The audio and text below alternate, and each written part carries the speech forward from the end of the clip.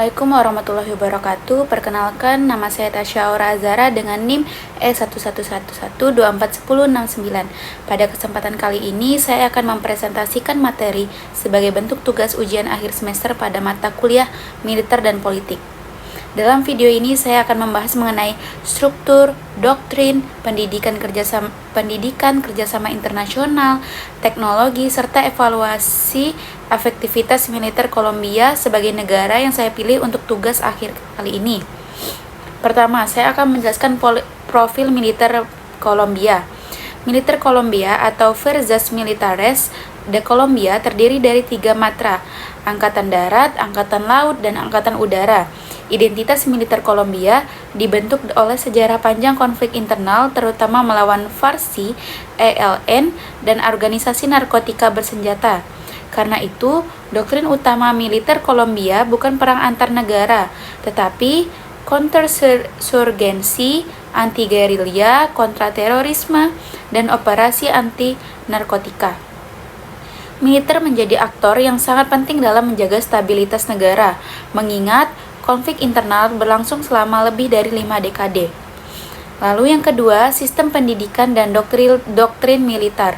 Sistem pendidikan militer Kolombia sangat berorientasi pada operasi lapangan.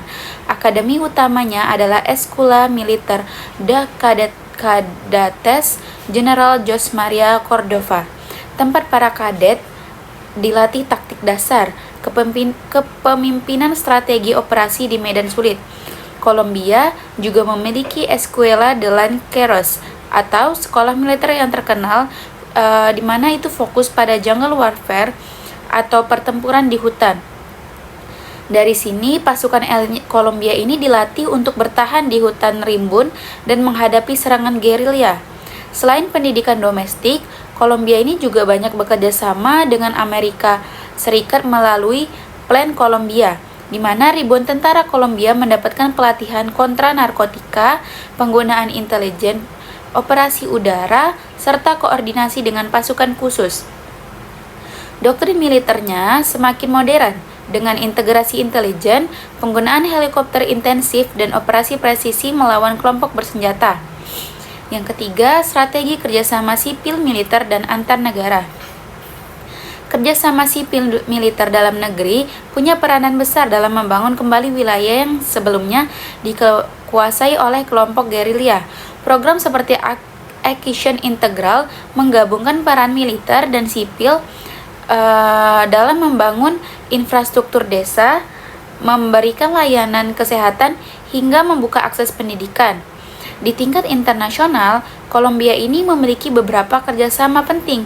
Yang pertama itu ada kerjasama dengan Amerika Serikat yang melalui Plan Kolombia tadi, di mana Amerika Serikat ini memberikan bantuan dana, helikopter Black Hawk, intelijen, serta pelatihan yang meningkatkan kapasitas militer Kolombia. Selain itu, Kolombia menjadi negara pertama di Amerika Latin yang bekerjasama dengan NATO sebagai part nation. Kolombia berkolaborasi dalam bidang keamanan cyber, penanggulangan terorisme, dan pengembangan profesionalisme militer. Kolombia ini juga aktif dalam misi penanggulangan bencana Amerika Serikat seperti bantuan gempa bumi, banjir, dan evakuasi warga sipil, di mana hal itu menunjukkan bahwa militer mereka juga berperan dalam stabilitas regional.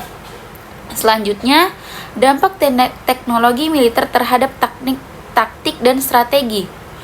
Modernisasi teknologi turut mengubah strategi militer Kolombia secara signifikan.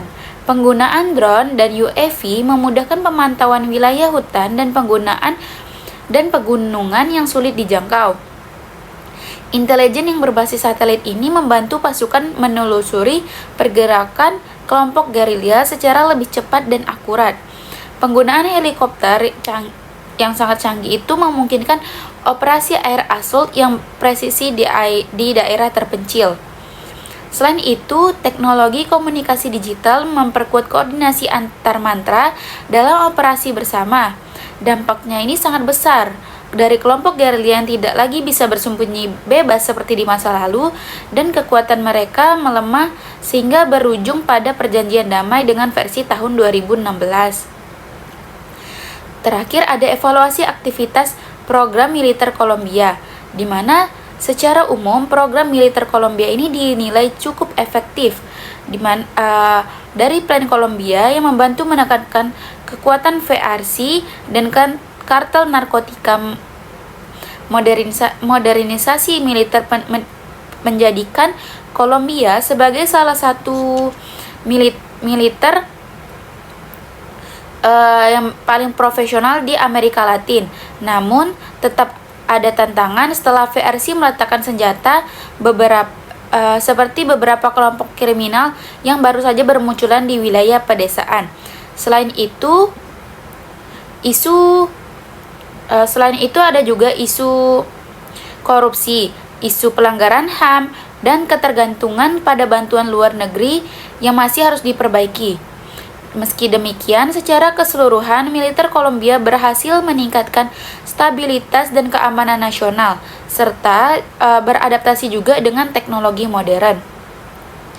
Demikian pemaparan mengenai militer Kolombia, yang dimana itu mulai dari struktur, pendidikan, kerjasama, teknologi, hingga evaluasi efektivitasnya.